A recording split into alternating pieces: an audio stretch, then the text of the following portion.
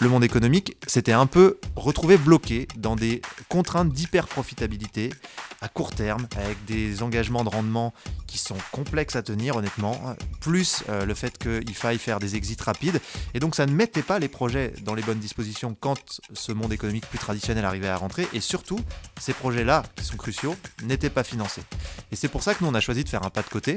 Alors on ne dit pas que toute l'économie doit ressembler à ce qu'on fait, nous on est un peu une fenêtre d'Overton, mais si une petite partie de l'économie ne ressemble pas à ce qu'on fait, je pense que l'ensemble de l'économie aura des très grosses difficultés dans les prochaines décennies. Et donc, qu'est-ce que nous, on a choisi de faire ? Eh bien, de travailler sur la mécanique actionnariale. Donc, on a dit, nos actionnaires, on va leur proposer une rémunération différente. Une rémunération en dividende climat. C'est curieux cette méfiance autour de l'investissement financier. Alors qu'investir est tout simplement incontournable pour construire le monde de demain, quelle que soit la manière dont on l'imagine. Et vous savez quoi ? Prendre conscience de cette réalité, c'est déjà apporter une première pierre à son édifice. Bonjour, je suis Aurore Perrin et mon objectif avec Just Focus, c'est de mettre en lumière le pont entre des investisseurs qui ont des idées, des projets, des convictions et leurs investissements qui sont un moyen de créer un futur qui leur ressemble. En proposant un nouveau rapport à l'argent, aussi exigeant sur sa performance que sur son sens, Just Focus est une invitation à passer à l'action.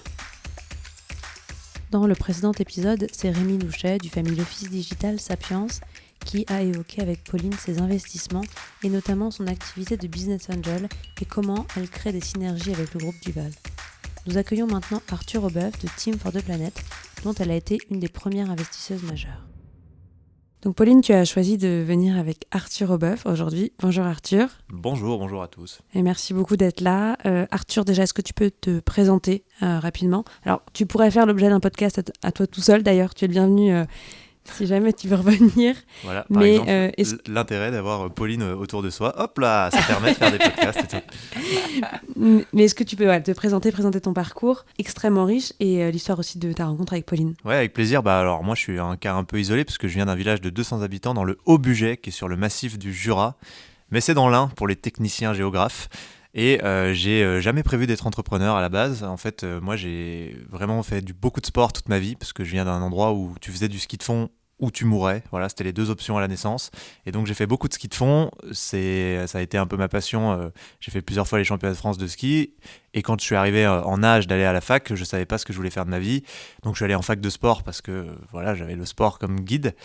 Et je me suis retrouvé dans un monde où j'avais 6 mois et demi de vacances par an. Voilà, si vous avez des enfants qui savent pas quoi faire, mettez-les en fac de sport.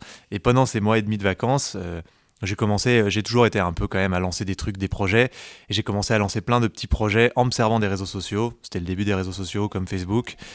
Et il s'est trouvé que j'ai trouvé ça hyper intéressant. Je me suis retrouvé avec des très grosses communautés de plusieurs millions d'abonnés après quelques années, jusqu'à 12 millions d'abonnés. Et du coup, j'en faisais des médias avec des sites internet, des applications smartphone. Et c'est comme ça que je suis rentré dans la Startup Nation, que j'avais pas du tout prévu d'intégrer. Et donc, j'ai vendu ma première boîte à un groupe de dating. Et là, je me suis dit, il y a peut-être un truc à faire dans ce monde de l'entrepreneuriat, je vais aller voir ce que ça donne. Et donc, j'ai continué en faisant d'autres entreprises jusqu'à gérer l'Europe pour un réseau social américain qui s'appelle Thriller, qui était un concurrent de TikTok à l'époque, où ça a été assez fulgurant comme apprentissage parce qu'on était 3 au commencement. J'étais tout de suite avec le fondateur américain qui lui avait vendu sa boîte 600 millions d'euros avant dans les applis mobiles. Et on a levé 300 millions d'euros en 2 ans et on est passé de 3 personnes à 400. Donc là, j'ai un peu appris le scale. Mais j'ai perdu le sens complètement parce que en fait ma vie ne servait qu'à faire danser des gamins sur une appli smartphone, tu vois. Et je me disais est-ce que j'ai traversé tout ça pour ça ? Et comme la réponse était non, je suis un peu revenu à mes premiers amours, c'est-à-dire la nature, réfléchir sur qui je suis vraiment, qu'est-ce que je veux être à la fin de ma vie, à quoi je veux dédier mes heures. Et là, je me suis dit, en fait, c'est à ça, c'est à la beauté de cette nature, c'est à préserver ce beau monde dans lequel j'ai pu grandir, j'ai eu la chance de grandir et qui m'a tant donné en termes de bonheur, en termes d'accomplissement de moi.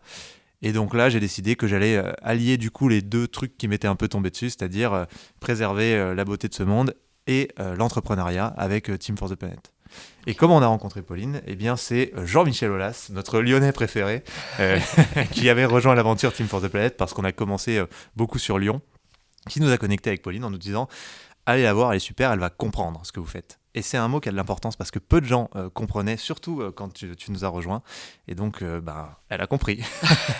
C'était quand cette rencontre? C'était bien il y a 3 ans, honnêtement, je pense. 2-3 ans, vraiment au 2020, démarrage de je Team crois. for the Planet. Ouais, vraiment, elle est dans les toutes premières et surtout qui a vraiment fait passer un cap aussi parce qu'elle a investi un montant important et elle a montré qu'une typologie d'investisseurs, on va dire en dehors du citoyen qui met 1000 balles, peut faire partie de l'aventure et peut nous faire avancer vraiment. Et depuis, elle nous a aussi introduit plein d'autres gens. Je pense à David Layani, par exemple, qui ont eux aussi suivi. Et donc, ça a plutôt bien marché. Et heureusement qu'elle a fait ce premier pas avec nous, quoi. Alors, j'ai demandé à Pauline de nous expliquer, puisqu'elle a compris, c'est quoi Team for the Planet? Alors en fait, moi j'ai trouvé que c'était hyper intéressant parce que c'était d'après moi une nouvelle forme d'entrepreneuriat et qui pour moi était très pertinent dans le contexte actuel dont je parlais au tout début. C'était vraiment faire face à nos enjeux actuels de notre époque. Et je trouvais que Team for the Planet, ça porte le beau mot team. Donc toute l'équipe de Team for the Planet vraiment avait à cœur de porter ce message. Et au-delà du message, c'était de trouver en fait des innovations dans le but de baisser notre empreinte carbone. Donc ils ont créé vraiment une très belle communauté. Donc c'est en fait, tout le monde peut devenir actionnaire. C'est vraiment une entreprise qui a son capital ouvert tous les jours. Et donc, c'était pour trouver des solutions de décarbonation open source. Mais toi, tu vas en parler mieux que moi. Et donc, voilà, c'était pour pouvoir accélérer finalement la décarbonation au niveau mondial. Est-ce que tu veux compléter, Arthur? Avec plaisir. Peut-être donner des exemples d'innovations que vous avez pu soutenir En fait, ce que je trouve assez remarquable, c'est que justement, elle a été ouverte à l'idée d'une nouvelle forme d'entrepreneuriat. Parce que, en fait, les enjeux qu'on a pendant ce siècle, on ne peut pas juste appliquer les mêmes méthodes que celles qu'on a appliquées pour les enjeux du siècle précédent. Ça ne marche pas. Et on ne réussira pas à changer le monde sans changer les entreprises parce que c'est l'outil de collaboration le plus élaboré sur Terre. On ne peut pas mettre les humains dans une dynamique pour aller vers un projet de société sans utiliser les entreprises. C'est impossible. Enfin, je veux dire, toute la force de travail de l'humanité, aujourd'hui, elle est organisée par les entreprises. Et donc nous, on trouve que c'est génialissime, l'entreprise. C'est genre l'outil vraiment qui nous semblait le plus pertinent pour aller lutter contre le dérèglement climatique. Par contre, quand on a commencé à creuser la question, on s'est rendu compte assez vite que fallait que cet outil soit bien paramétré pour nous permettre de le faire correctement. Et donc oui, ce que l'on fait, c'est que grâce à une très grande communauté, on trouve des innovations avec un très gros potentiel d'impact sur les gaz à effet de serre. Grâce à cette même communauté, on les sélectionne parce qu'on a 9000 évaluateurs bénévoles aujourd'hui qui nous aident à le faire. On finance tout ça avec cette grande tirelire collective à laquelle chacun peut participer, Pauline l'a rappelé. Et une fois qu'on a lancé ces projets, donc nous, le cœur de ce que l'on fait, c'est qu'on trouve des innovations qui sont portées par des innovateurs. Et ces gens-là ne sont pas des entrepreneurs. En fait, c'est des chercheurs, des ingénieurs, des scientifiques. Et c'est le premier point de blocage pour que ces innovations puissent changer d'échelle. Parce qu'elles sont là, en fait. Le sujet, c'est pas de les inventer, c'est qu'elles changent d'échelle. Et donc, pour répondre à ce point de blocage, nous, on va constituer une équipe entrepreneuriale autour des innovateurs pour que la structure devienne une vraie structure entreprise, avec un business model, avec la capacité à aller chercher les clients, à faire du marketing, etc. Vous les identifiez comment, les équipes entrepreneuriales? C'est des gens qui postulent? C'est vous qui savez vos réseaux respectifs? En fait, on a recruté notamment une RH qui est l'ancienne RH de Insect et qui est très forte pour faire chasseuse de tête, mais on a aussi énormément d'entrants parce que le mouvement Team for the Planet fait pas mal de bruit, notamment sur les réseaux sociaux. Et nous, on va chercher plutôt des entrepreneurs qui ont monté des boîtes au moins à 50 millions de chiffre d'affaires. Alors, on veut vraiment des gens qui soient expérimentés, chevronnés. Donc ça, c'est la première composante. Ce qui est génial, c'est que là encore, une fois que la structure existe, grâce à la communauté Team for the Planet, on trouve des clients beaucoup plus vite, on recrute des talents beaucoup plus vite, on obtient des rendez-vous beaucoup plus vite, et donc on peut faire se déployer cette entreprise plus rapidement. Mais le deuxième point de blocage qu'on avait identifié, et c'est là que ça touche à ce que l'on est, c'est que aujourd'hui, le monde économique traditionnel n'arrivait pas à financer ces innovations-là. Pourtant, elles sont absolument cruciales pour la transition. Je pense par exemple à Beyond the Sea, qui tracte les navires avec des espèces de voiles de kite géantes qui sont pilotées automatiquement. Ça va chercher des vents beaucoup plus importants parce qu'en fait, il y a un facteur 10 de traction quand tu passes 100 mètres d'altitude en mer.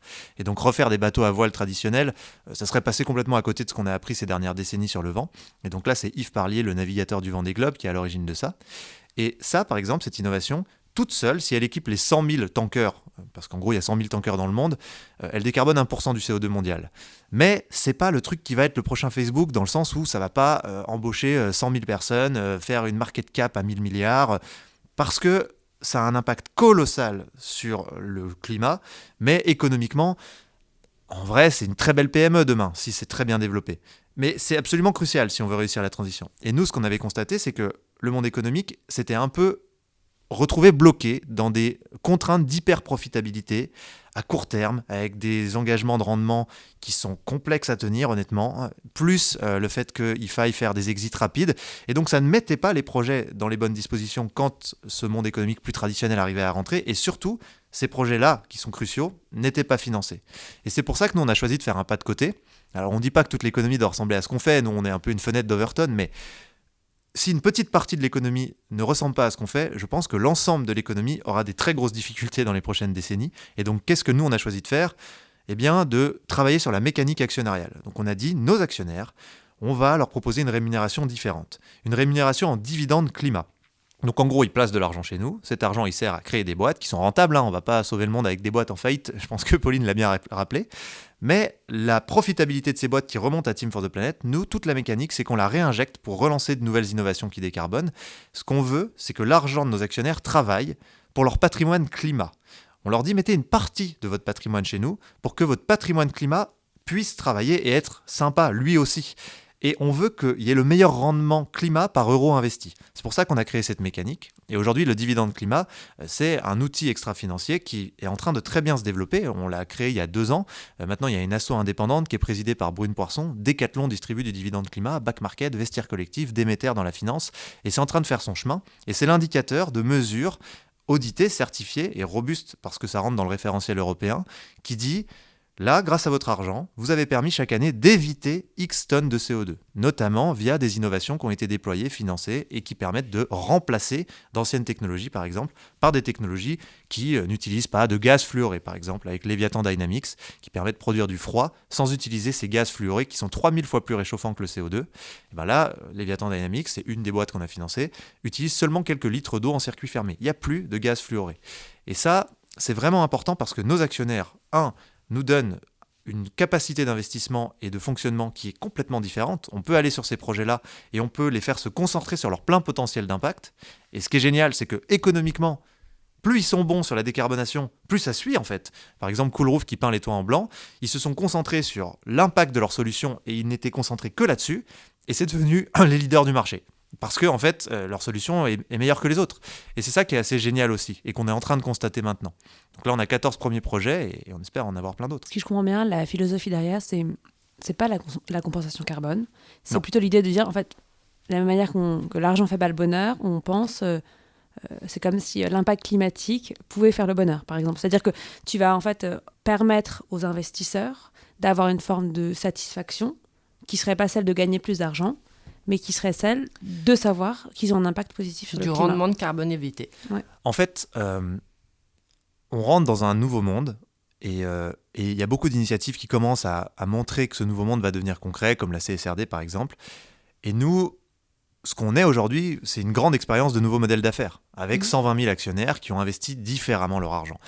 Pourquoi de nouveaux modèles d'affaires ? Parce que tous les penseurs de ces sujets, et la CEC par exemple ne fait que de parler de ça, nous disent il faut maintenant qu'on ait d'autres indicateurs. Ça ne veut pas dire que l'indicateur financier il doit être négligé, parce que on ne va pas réussir à construire des choses si on n'a pas des modèles économiques viables. On l'a dit, on l'a redit, je pense que tout le monde est d'accord. Mais par contre, on ne peut pas piloter l'avion, comme disent certains, avec un bouton, qui est juste est-ce que j'ai à la fin fait plus d'argent ?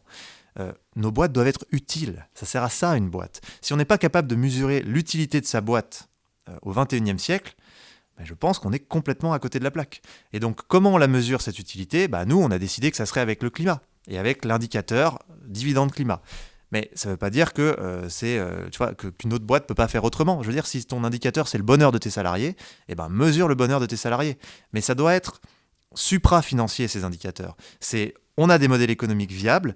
À quoi servent-ils ? Et ce qui est triste, et ce que je déplore, c'est qu'on est arrivé à un stade où beaucoup de gens ne savent plus répondre à ça. Ou dans notre code civil, une entreprise, c'est des gens qui se mettent ensemble pour générer des bénéfices et se les partager. Mais je veux dire, si on en est là, on est des écureuils qui sont en train de faire une montagne de glands alors qu'ils sont entourés par les flammes. Il faut quand même qu'à un moment, on se pose, on prenne du recul, on se dise à quoi servent nos boîtes ? C'est des outils géniaux, c'est trop bien. On peut mettre plein de gens avec nous dans un projet, on peut les faire travailler à répondre à un problème de société. organisons-nous pour maintenant, ça. on a les entreprises à mission.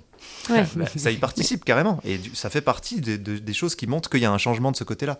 Mais il faut absolument qu'on redonne du sens aux entreprises par des indicateurs opérationnels. Alors, et c'est ça qui me manque aujourd'hui. Ça me donne envie de poser plein de questions. Et d'ailleurs, c'est une question que je ne t'ai pas posée tout à l'heure, Pauline, donc je t'éviterai aussi à y répondre. Si je comprends bien, en fait, tu rajoutes une ou plusieurs autres dimensions à mesurer dans Oui. le succès d'une entreprise. Oui. Comment est-ce qu'on choisit les dimensions et comment est-ce qu'on les priorise, ces dimensions ? Déjà, il y a son ADN, parce que je crois qu'un bon chef d'entreprise, il fait ce dont il est absolument convaincu, il fait ce qu'il est, en fait. Donc, ce qui vous parle, ce qui est important pour vous, c'est ça la dimension. Parce que vous ne réussirez pas sur un truc dont vous n'avez rien à foutre, mais que vous avez considéré important. Parce que tu as le risque un peu inverse de s'éparpiller ou de dire, en fait, il y a plein de choses qui sont importantes pour moi, donc en fait, je vais vouloir mesurer plein de dimensions, et à la fin, en fait, de s'empêtrer ou de ne pas réussir à les prioriser, Oui. et tout ça devient contre-productif parce qu'il y a un moment, en fait, des dimensions qui s'entrechoquent. Et tu as raison en plus, parce qu'il y a plein d'indicateurs qui sont très complexes. Par exemple, la biodiversité, si c'est ton indicateur, c'est super dur.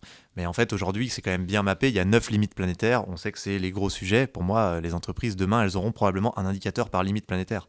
Et elles devront être capables de s'optimiser par rapport à ça. L'eau, les sols, etc. Donc, comment on choisit ? Je pense qu'il y a cette grille de lecture de base qui est, il y a quand même 9 limites qui ont été mises sur pied et qui semblent permettre d'avoir un scope assez large. Et après, vraiment, moi, je suis quand même convaincu que chacun trouve le sens de sa boîte d'abord par rapport à ses convictions personnelles et à son histoire, tu vois. Enfin, je veux dire, si c'est aider des gens qui ont du mal à trouver un travail, c'est un super indicateur. Pour moi, c'est ça les entreprises de ce monde de demain. Par exemple, Too Good To Go avec Lucie Bache, elle, son indicateur, c'est pas... chaque fois que je fais 1 euro, je sauve un panier repas. C'est l'inverse, c'est chaque fois que je sauve un panier repas, je sais que ça me permet de générer 1 euro.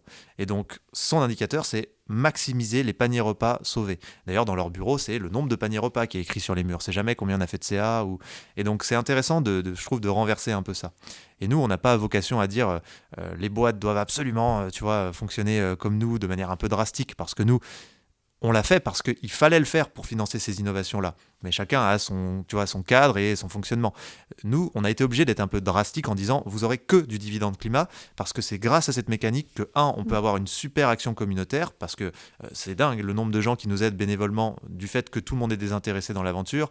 On a un super comité scientifique qui est bénévole. Enfin, il y a plein de choses qui se passent qui sont folles.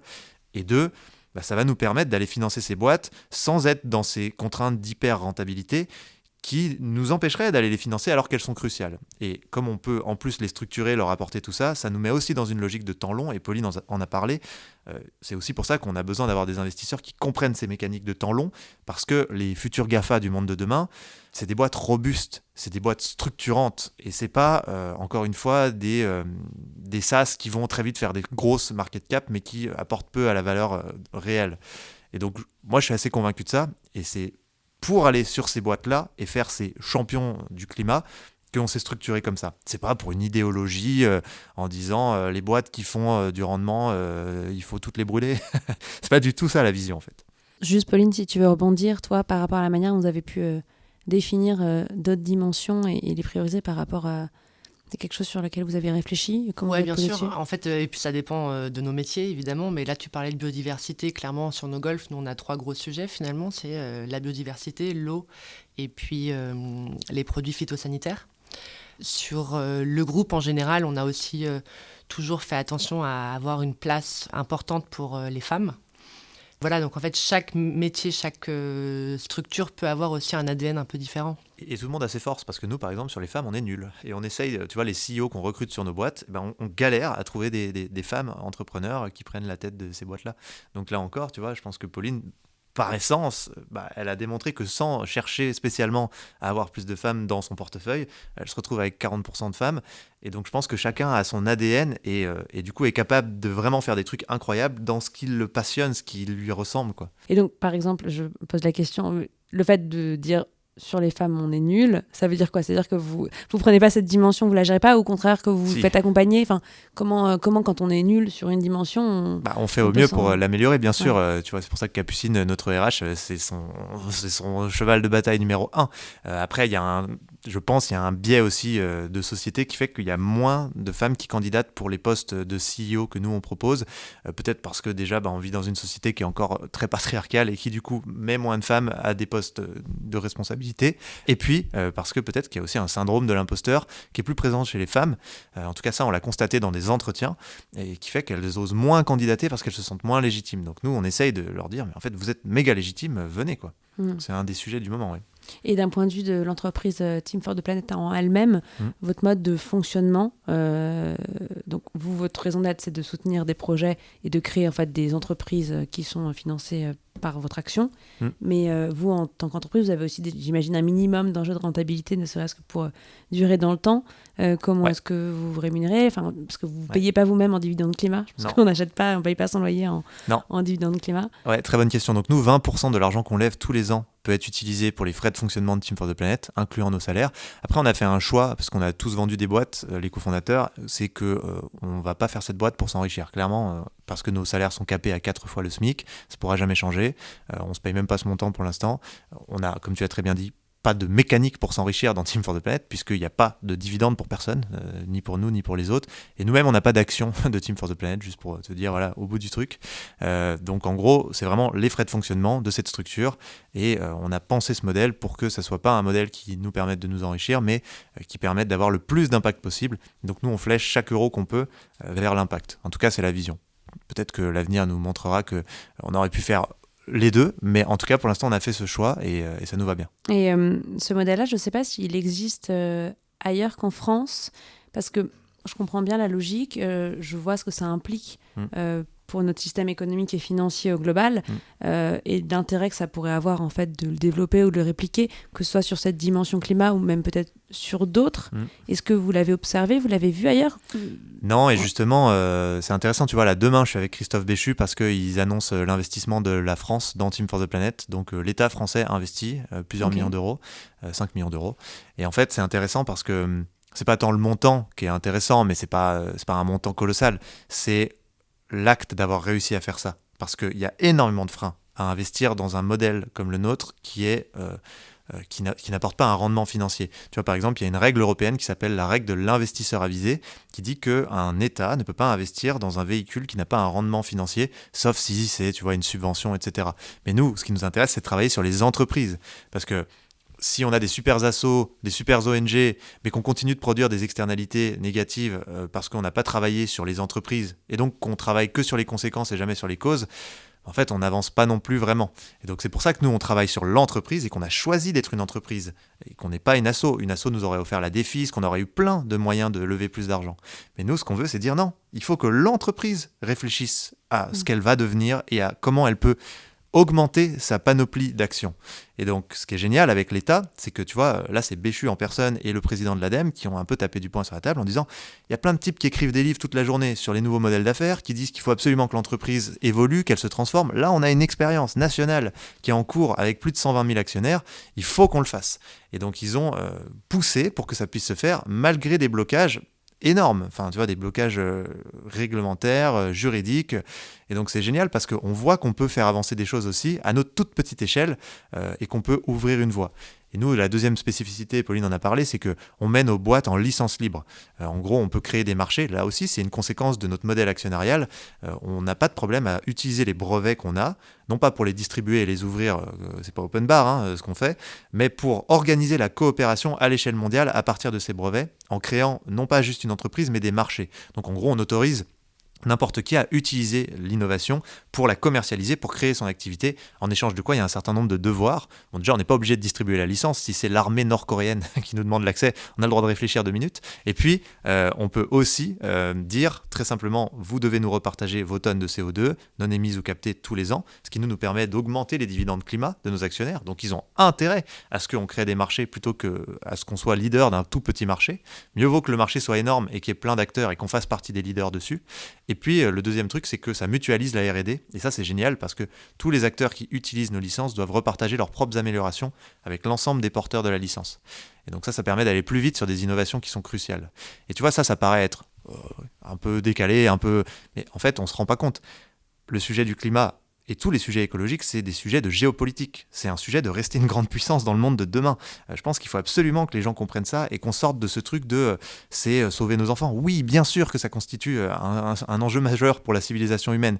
Mais là, dans le monde tel qu'il est structuré, c'est aussi et avant tout un sujet de géopolitique parce que des pays et des grandes puissances comme la Chine, par exemple, font ça. La licence libre, ils le font très bien. Ils sont en train de gagner la bataille du véhicule électrique parce qu'ils disent, nous, on autorise n'importe qui à construire des véhicules chinois, n'importe où. Par contre, vous utilisez nos pièces. C'est ça la contrepartie. Tu vois, ça fait partie de ce genre de contrepartie. Et du coup, ils vont beaucoup plus vite. Ils sont beaucoup plus forts sur les technos parce qu'en fait, ils mutualisent la R&D. Un seul acteur ne peut pas porter la R&D et devenir hyper fort, hyper vite. Par contre, plein de petits acteurs qui travaillent, oui. Et en fait, ils ont compris ce genre de choses. Et ils vont plus vite que nous sur plein de trucs. Et c'est pour ça que nous, parfois, on dit, mais en France, on a tout pour justement être pionnier de ces nouveaux modèles d'affaires, repenser l'entreprise pour gagner dans le monde de demain.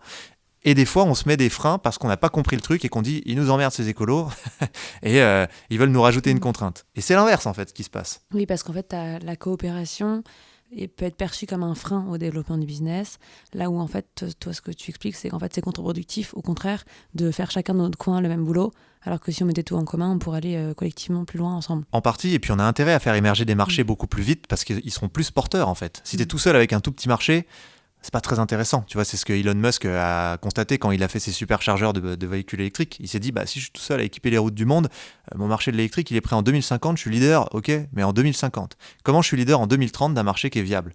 Eh ben, licence libre. Il l'a fait. Je distribue à tous les autres constructeurs auto mes superchargeurs et ils équipent les routes avec moi. Parce qu'en fait, j'y perds sur le très court terme, mais j'y gagne tellement sur le moyen terme. Et là, on rentre dans un monde qui est fluctuant, où le prix de l'énergie, des denrées, des matériaux, ça va fluctuer. Parce que c'est comme ça, c'est les conséquences du dérèglement climatique, entre autres. Et donc, ce monde fluctuant, tous les experts biologistes notamment te disent, c'est plus le monde de la performance, c'est le monde de la robustesse. Et je pense à Olivier Hamon qui parle que de ça, qui est passionnant. Et le monde de la robustesse, c'est un monde dans lequel il faut jouer collectif. Parce que ce qu'on voit dans le vivant et qui est passionnant, c'est que quand on est dans une période d'abondance, en fait, le vivant est dans la compétition. Et la compétition dans les sociétés humaines, bah, ça fait parfois la guerre si on va très loin. Mais par contre, quand on est dans des sociétés où il y a moins d'abondance, dans le vivant, dans la nature, alors qu'on pourrait penser que chacun va tirer la couverture à lui, c'est l'inverse qui se produit. C'est toujours la coopération qui gagne, parce que c'est comme ça que le vivant réussit à franchir les étapes compliquées. Et je trouve ça excitant, tu vois, ce genre de constat, parce que ça veut dire que là où on pense que le monde vers lequel on va, qui a une moindre abondance, c'est le cataclysme absolu, non, si on s'inspire du vivant, si on réfléchit autrement, c'est justement plus de coopération pour surmonter les épreuves, être plus résilient, plus robuste. Ok, donc l'idée c'est de créer en fait les tuyaux qui vont permettre cette coopération de manière à ce qu'elle soit plus possible. Essayer de faire, de penser des modèles d'entreprise un peu différents.